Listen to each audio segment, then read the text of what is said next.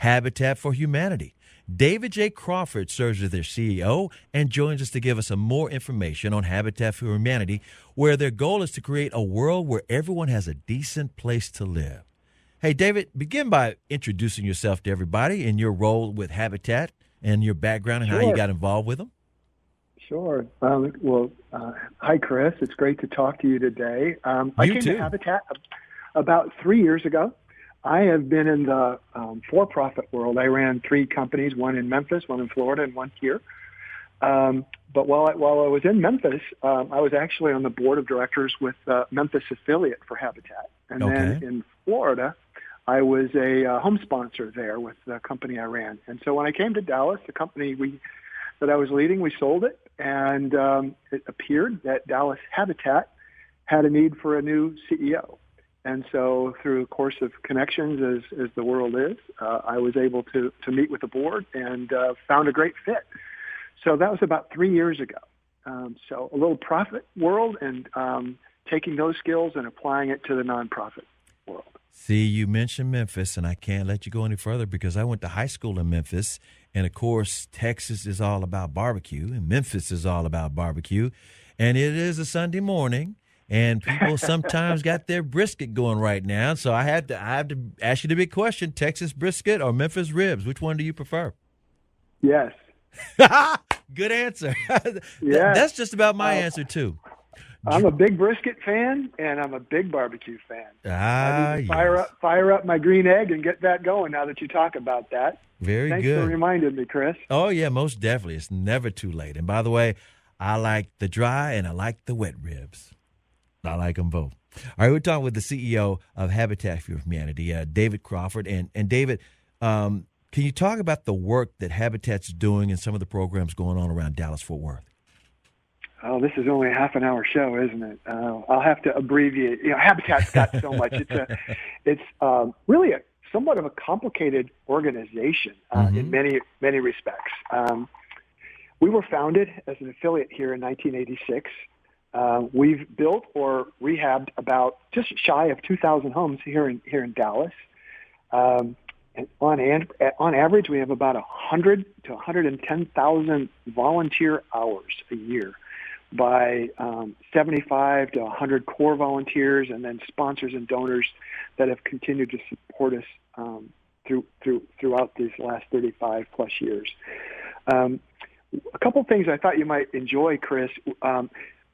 Dallas Habitat has invested, and our sponsors have invested just shy of $200 million in 25 Dallas communities or neighborhoods. Yeah, and just in those, roughly 2,000 homes. And our homeowners pay on average about $2.5 to $3 million a year in property taxes. So, it's not a handout that we have for the Habitat families. We like to say it's not a handout, it's a hand up. We like to have our families participate in the build process. They go through a lot of financial education, and I'll talk about in a little bit, to get them ready to be homeowners, and then let them become tax-paying contributors of Dallas County. You mentioned rehabilitating some homes. I think it was the summer of 2019.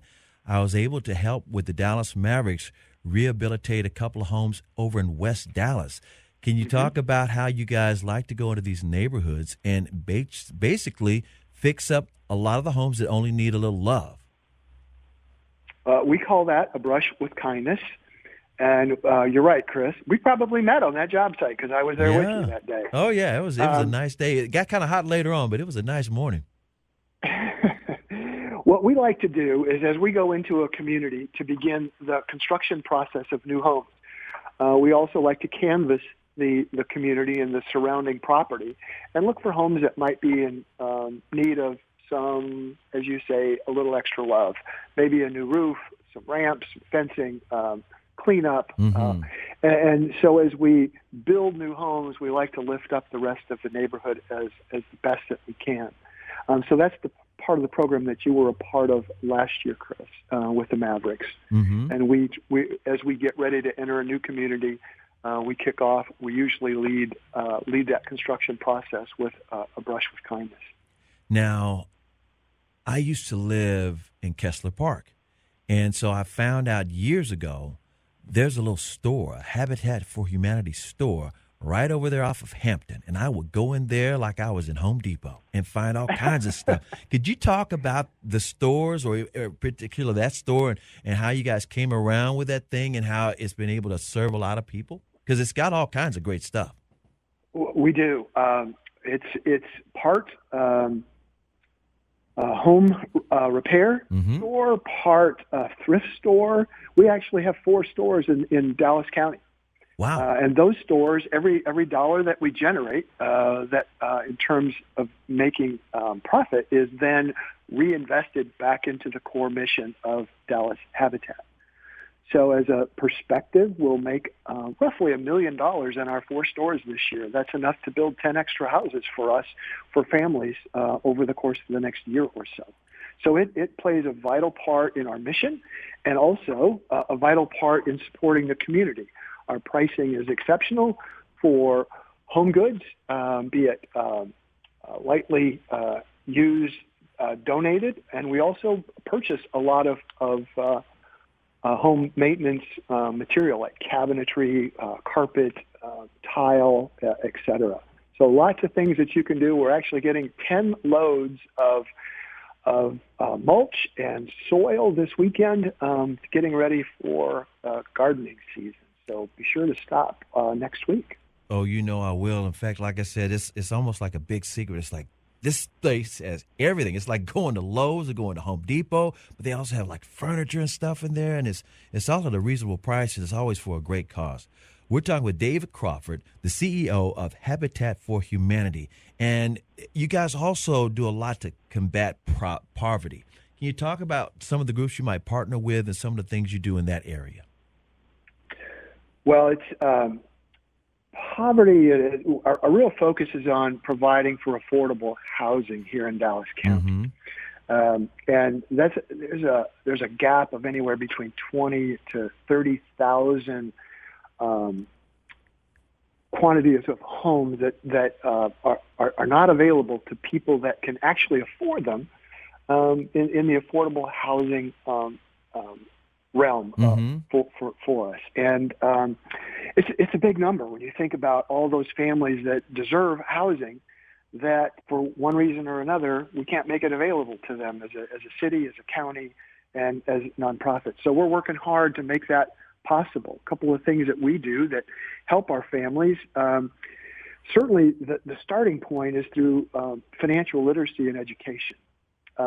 Obviously, if you have poor credit, you need to improve some of your habits. So we put credit counseling services in place for families that want to move through the home buying process, whether they buy a Habitat home or not, if it's just a way to improve their skills. And we work with them on savings, debt counseling, and so forth. And we have, at any given time, about 165, 185 families that are going through counseling at any given time. We just had a dedication of 4 houses this past weekend, and we had about 10 families the month before that were able to buy another home that weren't Habitat homes. So that's a part of our mission as well, is getting people qualified to buy a home. And so when you buy a Habitat home, one of the programs that we have, in addition to the counseling services or the financial services, is we provide 0% interest rate. That's one of the things that we do in conjunction with our sponsors. And obviously that makes housing a bit more affordable.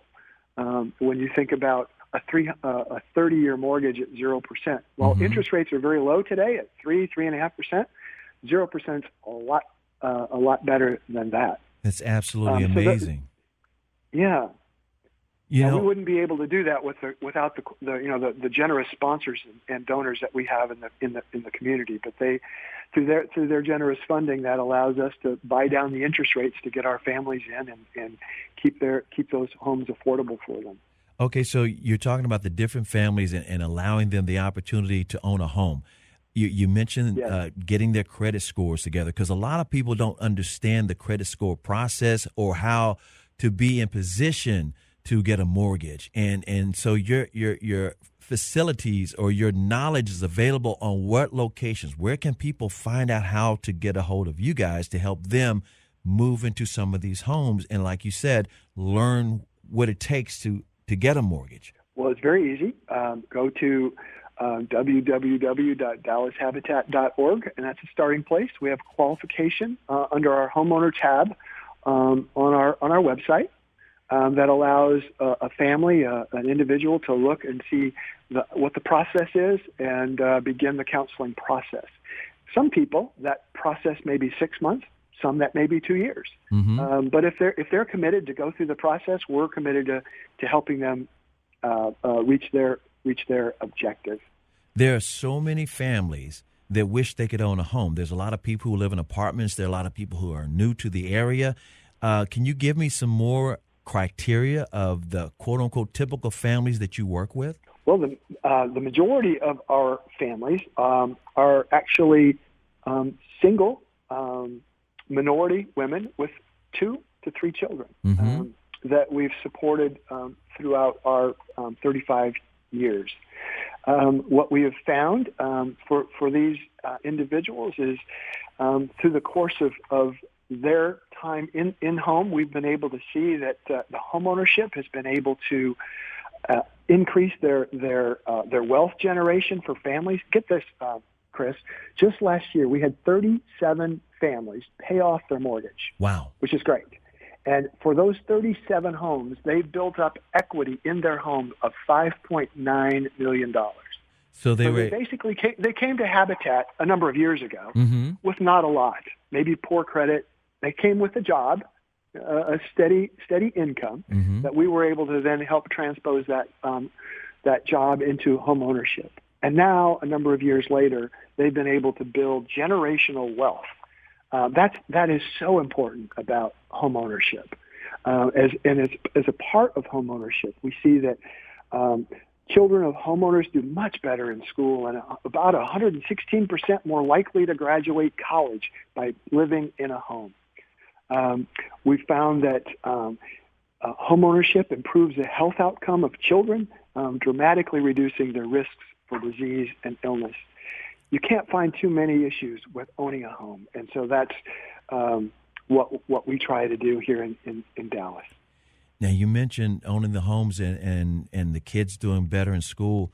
Can you talk about how it's kind of tougher with a gig economy for people to qualify, or has it been a different struggle, or how you've been able to, navigate your way to help people through a gig economy?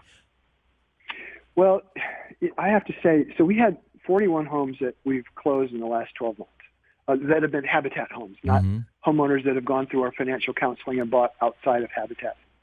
But of those 41, we actually had 42 families go through more that have gone through the process, but only one that lost their job due to COVID. Can you believe that? Wow.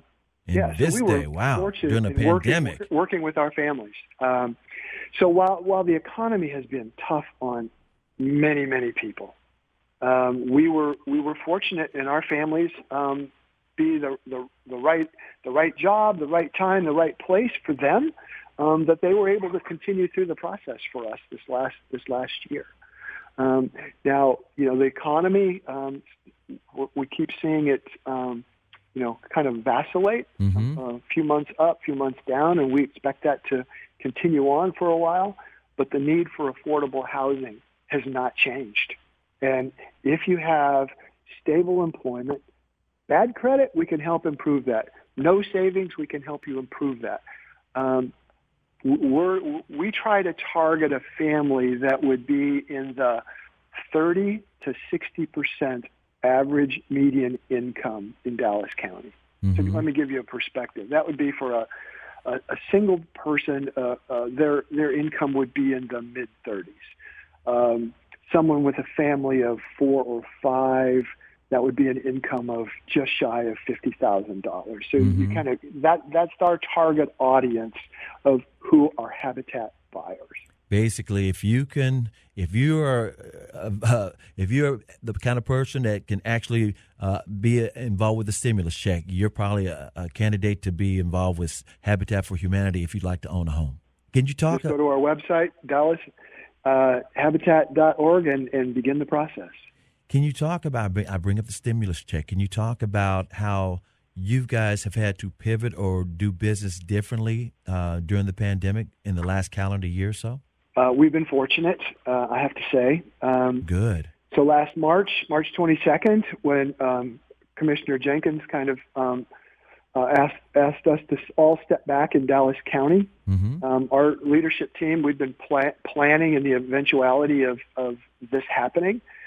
We closed our 4 restores. We sent our employees home. We actually put a furlough in place for about 60% of our employees and took pay cuts for the balance of our employees. Wow. We were able to take advantage of the government stimulus, the PPP program, payroll protection plan, and within about 45 days, we unfurloughed all of our employees. We reinstated all of the pay cuts for all of our employees. Nice. We reopened our jobs because we kept 3 things in mind. We wanted to have a safe environment for our employees and for our customers at our restores and on our job sites.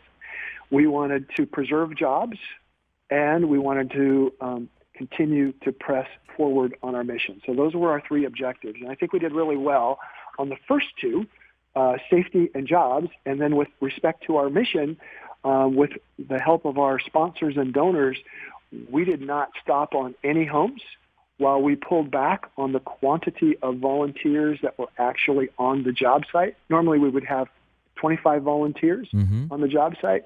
We utilized essential workers, which were subcontractors during the period of basically May 1st through midsummer. And then we were able to bring back in limited fashion some volunteers. We brought back about 10 volunteers to the job site beginning in the midsummer. So we didn't miss a date on any of the homes. We felt responsibility to our families, to our sponsors. As the saying goes around Habitat, we didn't press pause. We pressed play and fast forward. We weren't going to slow down our mission at all. That is absolutely amazing and fantastic. So let's say someone wanted to volunteer. Like I said, I had a chance to volunteer with the Dallas Mavericks over a year ago. It was a very, very rewarding and fun experience. Can you talk about how someone could volunteer and what a typical day would be if you wanted to rehabilitate a home, for example? Sure. Well, there's many ways in which you can volunteer. There is the job site, which is what most people think about for Dallas or for Habitat for Humanity. Helping families, you're on the job site, you're swinging a hammer, pounding nails, cutting 2x4s, and assembling the frame of the home. That's what most people think about. And those exist today, though they are somewhat limited in terms of the quantity because we're still paying close attention to safety on the job site. So we're still only having about 10 volunteers.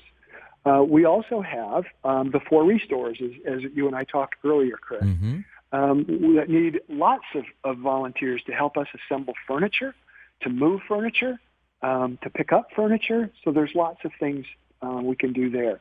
We do neighborhood pickups or cleanups. We had one 2 weeks ago in, I believe it was Joppy, with the Dallas Police Department that we worked in tandem with the Dallas PD. So there's lots of different ways. Most, if anyone is interested, once again, best place to go is to Dallas Habitat, our website, to get started. And someone from our volunteer services team could get in touch with you on some of the things that you may be so inclined to do. Our Brush with Kindness that you and I talked about a bit earlier, Chris, we have those events scheduled not until probably next fall, but there'll be painting events and neighborhood cleanups as we target our fall construction sites. So you mentioned that. Are there any things that you've had to change and make them a Zoom event? Because a lot of people have discovered a lot of the meetings that they normally do in person are now on Zoom, or a lot of the functions they wanted to have are now, teleconference or on Zoom?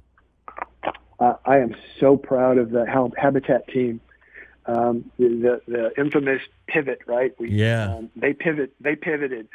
We have, and I talked a little bit about the educational classes that we've had, and we delivered about 1,000 classes or man hours or person hours pre-COVID.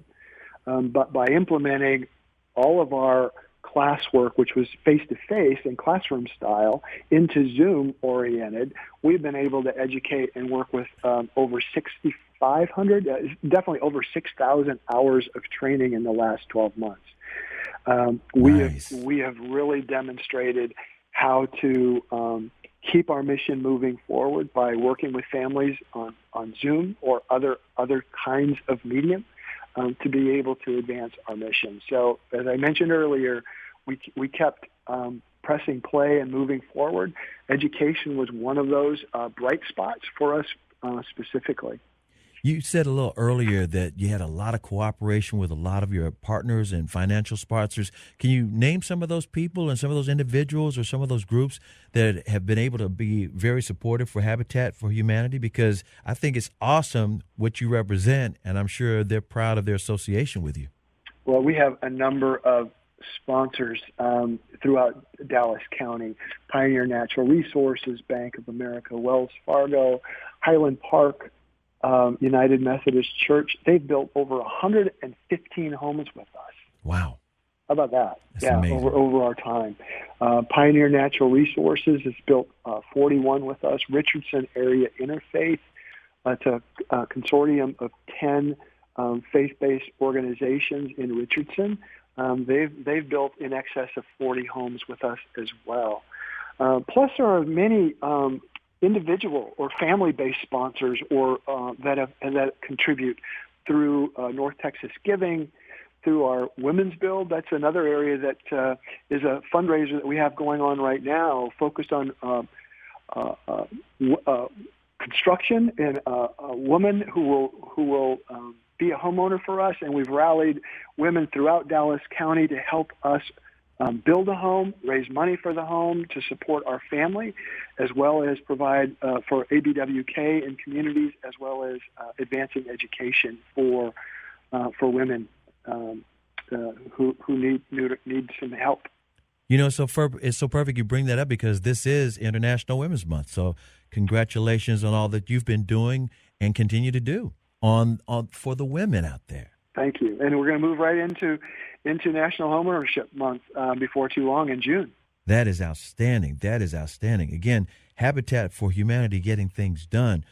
Can you talk a little bit about how you select the neighborhoods that you either build the homes or you refurbish or, repair some of these homes? How do you say, this is a good area, or does someone reach out to you? How do you pick out the different parts of town that you work in? Well, one of the most challenging elements of our job at Habitat is to find affordable land to be able to construct affordable housing. And we have a great partnership with the city of Dallas, and they have land that they have acquired throughout time, and they through a bidding process, we were able to acquire land throughout the community. So as we are able to acquire land from the city of Dallas, that allows us to plot where we're going to construct. In the last 2 years, we focused on 3 areas: West Dallas, Joppy, and Bonton. Mm-hmm. And this year, we're adding Ideal into the mix, where we'll be building 13 homes this spring and 17 homes there this next fall. But all of those have come through our partnership with the city of Dallas. Can you talk about some of the reactions of some of the neighbors who see these homes going up or see these homes being remodeled? Because I know I personally saw looks and smiles of like, wow, you're fixing up that house. Well, we obviously think it's great for the neighborhood. It helps preserve value. What we find is someone may not be interested in maybe revitalizing their home, but once they see their neighbor get a new paint job or new ramp or a new fence or something on their home, they think, well, maybe we would like to have something like that in our neighborhood as well. But the other part is when construction goes on into the neighborhood, that gives, I think it gives the neighborhood a lot of encouragement about development in the neighborhood, bringing new neighbors in, bringing new tax base into the neighborhood. Mm-hmm. So there, as we talked about a little bit earlier, there's not too many downsides to having new homes into a community with new neighbors. It is so outstanding. And again, Habitat for Humanity doing so many great things in the Dallas area. David, again, can you give the information on how people can reach you and how they can be a part of a great organization like Habitat for Humanity? Sure, Chris. It's www.dallashabitat.org, O-R-G, not .com. So it's a nonprofit, so it's .org. A lot of people get that mixed up. Right. And another thing real quick, because this is just such an outstanding organization. I just think that so many people who listen, you know, they wow, I feel like I want to be a part of it, and maybe our organization needs to be a part of it. All that stuff is listed on the website where they can go to see who's involved, how they could be involved, and also if they would try to their credit score increase so that they might be able to own a home. Well, there's another simple way for communication that I'll give out to Chris, and Sure. that is, if you can't get to Dallas Habitat, just email me and I'll make sure you get to the right party. And I'm at dcrawford@dallas-habitat.org. And I'll make sure if you want to volunteer to get you to our volunteer team. If you want to donate, I'll get you to our development team. If you want to help sponsor, whatever you want to do, we'll make sure that you find the right landing spot and find the person who can help you. David, we cannot thank you enough. We must have you on again real soon. Maybe we'll have a barbecue sandwich while we're at it, all right? Thanks for your time. Appreciate it very much.